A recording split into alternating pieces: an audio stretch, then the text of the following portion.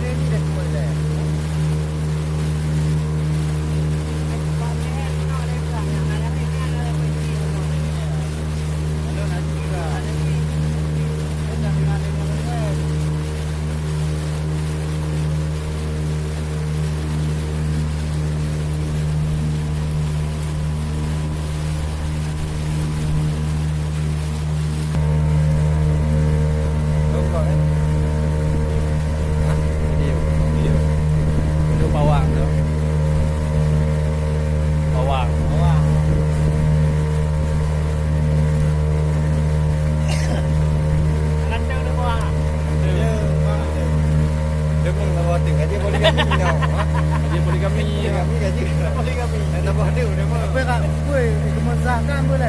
Melegalkan.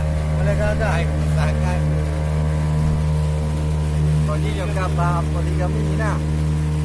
Yang benarkan. Kakak lihat awak. Kakak bab poligami. Siap siaga. Siaga dayung. Tu fikir patingan lain. Kong-kongnya. Oh, dah nyau. Dah wai deh. Nyung deh. Selamat sore.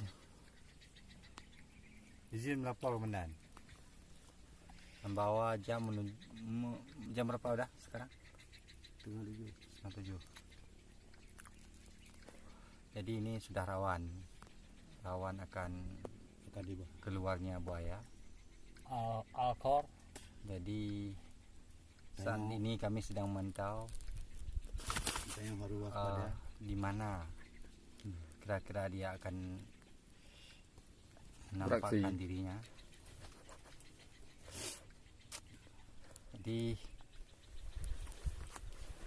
untuk sementara kami istirahat sebentar sebelum melakukan Penyelamatan ikan. Tunggu azan maghrib tiba. Setelah itu Karena suasana di sini sangat mencekam apabila mulai datangnya sore. Jadi ini patut kita waspada kalau berada di Amazon, Gunung Lobot, Sungai Lobot.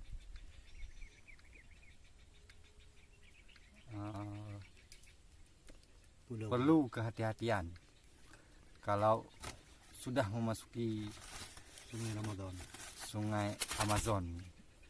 Istilah kami di sini, karena di sini sangat jarang masyarakat yang mencari ikan di sini. Sini betul-betul sangat rawan. Jadi menurut perkiraan Bapak, kira-kira berapa ada buaya di sekitar sini, Pak? kalau masalah buaya Saya tidak bilang. sangat banyak.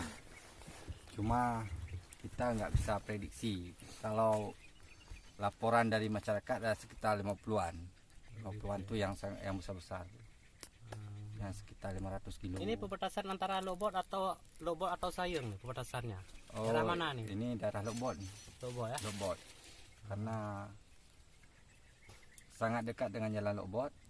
Jadi disinilah tempat pembiakan buaya nih. Berarti ini sangat rawan lah ya, Pak? Sangat rawan. Mentau ya. Macam lagi tahu dengan Kan saya pilih kau. tenang di tengah skrin. Oh ya. Mantap. No tiga.